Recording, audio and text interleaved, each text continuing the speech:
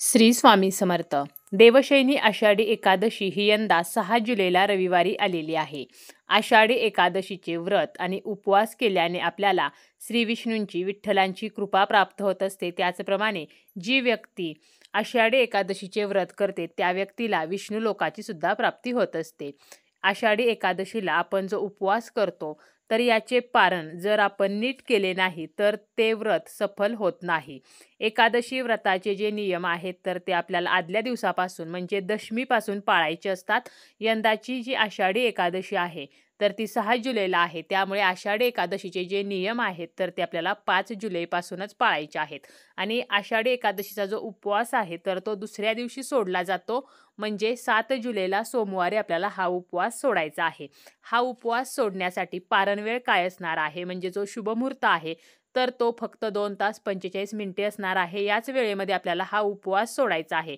तसेच उपवास सोडताना आपल्याला आवर्जून एक भाजी खायची आहे आणि उपवास सोडण्यासाठी आपल्याला काही भाज्या ह्या मात्र चुकूनही बनवायच्या नाहीत. कोणत्या भाज्या आपल्याला चुकूनही खायच्या नाहीत, तसेच कोणती भाजी ही आषाढी एकादशीच्या उपवास सोडण्यासाठी खाल्ली जाते अशी संपूर्ण माहिती आपण आजच्या या व्हिडिओमध्ये पाहणार आहोत. व्हिडिओला सुरुवात करण्या अगोदर तुम्ही जर चॅनलवरती नवीन असाल आणि पहिल्यांदाच माझे व्हिडिओ पाहत असाल तर चॅनलला सबस्क्राईब करा. व्हिडिओ माहितीपूर्ण वाटला, व्हिडिओ आवडला तर व्हिडिओला लाईक करा. आपण जेव्हा एकादशी व्रताचे पारण करतो म्हणजे एकादशीचे व्रत जे आहे तर त्याचा जो उपवास आहे तो जेव्हा सोडतो त्यावेळेला तुळशीचे पान तोंडात ठेवायचे आहे आणि पारण करायचे आहे. तसेच एकादशीच्या दिवशी भात खाल्ला जात नाही, तांदळाचे पदार्थ खाल्ले जात नाहीत, परंतु हा उपवास सोडण्यासाठी मात्र आवर्जून भात सुद्धा आपण खाऊ शकतो. असे म्हणतात की एकादशीच्या दिवशी तांदूळ खाल्ल्याने रांगणाऱ्या जीवांचा जन्म मिळतो आणि हा तांदूळ आपण उपवास सोडताना जर खाल्ला तर या योनीतून आपली मुक्ती मिळते. तसेच हा उपवास जो आहे तर तो सोडण्यासाठी आपण जे काही पदार्थ बनवतो तर हे पदार्थ आपल्याला अगोदर श्री विष्णूंना विठ्ठलांना नैवेद्य म्हणून दाखवायचे आहेत, त्यांना भोग लावायचा आहे आणि यानंतरच आपल्याला उपवास सोडायचा आहे. तसेच जेव्हा आपण देवांना या पदार्थांचा नैवेद्य दाखवतो त्यावरती आवर्जून आपल्याला तुळशीपत्र ठेवायचं आहे. शक्य असल्यास गाईला सुद्धा गोग्रास द्यायचा आहे. यथाशक्ती आपण दानधर्म करू शकतो आणि यानंतर उपवास सोडायचा आहे. दिवसभरामध्ये आपल्याला फक्त एक वेळेलाच जेवण करायचं आहे. त्यामुळे जेव्हा आपण उपवास सोडणार आहोत त्यावेळेलाच आपल्याला व्यवस्थित जेवायचं आहे. दिवसभर परत आपण चहा वगैरे घेऊ शकतो, परंतु शक्यतो पुन्हा जेवण करणे टाळायचे आहे आणि रात्री आपण काहीतरी खाऊ शकतो. उपवास सोडताना आपल्याला कोणती भाजी आवर्जून खायची आहे तर आषाढी एकादशीचा उपवास सोडताना वाघाटीची भाजी ही आवर्जून खाल्ली जाते. तसेच जेवण जेव्हा आपण बनवतो तर यामध्ये आपण या दिवशी तुपाचा वापर केला तरी चालेल. मोहरीचं तेल जे आहे तर ते मात्र चुकूनही वापरायचं नाही. आता जी वाघाटीची भाजी आहे तर ते एक फळ आहे ज्याला आपण गोविंद फळ असे सुद्धा म्हणतो आणि आषाढी एकादशीला वारकऱ्यांना वाघाटीचे वेध लागतात, कारण याच काळामध्ये ही फळे येतात आणि आषाढी एकादशीचा उपवास सोडण्यासाठी वाघाटीची भाजी ही अत्यंत खास मानलेली आहे.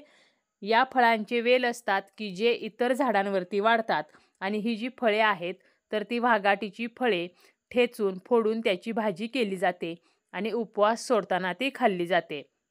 तसेच आपल्याला या दिवशी उपवास सोडताना हलका आणि सात्विक आहार घ्यायचा आहे, जसं की भाजी भाकरी, आपण ज्वारीची भाकरी बनवू शकतो, वरण भात, तसेच खीरसुद्धा आपण खाऊ शकतो. तसेच उपवास सोडताना आपल्याला खीर जी आहे तर ती खाल्ल्यामुळे शरीराला ऊर्जा मिळते, कारण खिरीमध्ये प्रथिने आणि कर्बोदके असतात. यामुळे अशक्तपणासुद्धा दूर होतो. आषाढी एकादशीचा उपवास आपल्याला कोणत्या वेळेमध्ये सोडायचा आहे, पारण वेळ काय असणार आहे, शुभमुहूर्त काय असणार आहे तर यंदा आषाढी एकादशीची जी पारण वेळ आहे तर ती फक्त 2 तास 45 मिनिटे असणार आहे. 7 जुलैला सोमवारी सकाळी 5:29 ते 8:16 तर ही असणार आहे पारण वेळ. या वेळेमध्ये उपवास सोडायचा आहे. जरी काही कारणाने आपल्याला 5:29 ते 8:16 या पारण वेळेमध्ये उपवास सोडणे शक्य झाले नाही तरी सुद्धा आपण त्यानंतरही उपवास सोडू शकतो. फक्त उपवास सोडण्या अगोदर देवांना नैवेद्य दाखवायचा आहे. परंतु शक्यतो जी पारण वेळ दिलेली आहे तर यामध्ये उपवास सोडण्याचा प्रयत्न करायचा आहे. आता उपवास सोडताना आपल्याला कोणते पदार्थ खायचे नाहीत तर मांसाहार आपल्याला या दिवशी चुकूनही करायचा नाही. तसेच वांगी आहे, मुळा, मसूर, तूर आणि ज्या काही भाज्या बनवतो यामध्ये कांदा लसूण वापरायचा नाही. स्वयंपाकामध्ये मोहरीचं तेल वापरायचं नाही. हे सर्व तामसिक अन्न आहे आणि तामसिक अन्न खाल्ल्यामुळे नकारात्मकता वाढते, उत्तेजनता वाढते, क्रोध वाढतो आणि धर्मशास्त्रामध्ये या गोष्टी पारण करताना वर्ज्य सांगितलेल्या आहेत. म्हणून या भाज्या ज्या आहेत तर त्या आपल्याला बनवायच्या नाहीत आणि उपवास सोडण्यासाठी अजिबात खायच्या नाहीत. उपवास सोडताना काही नियमांचं पालन करायचं आहे. जसं की अंघोळ न करता उपवास सोडायचा नाही. एकदा उपवास सोडायला बसलं की मध्येच उठायचं नाही. विनाकारण कोणाशीही बोलायचं नाही. मन शांत ठेवायचं आहे. मनामध्ये विठ्ठलाचं स्मरण करत उपवास सोडायचा आहे. उपवास सोडल्यानंतर ताटामध्ये काहीही शिल्लक ठेवायचं नाही. आपल्याला जेवढं गरजेचं आहे तेवढंच अन्न वाढून घ्यायचं आहे. ताटामध्ये तसेच शिल्लक ठेवायचे नाही.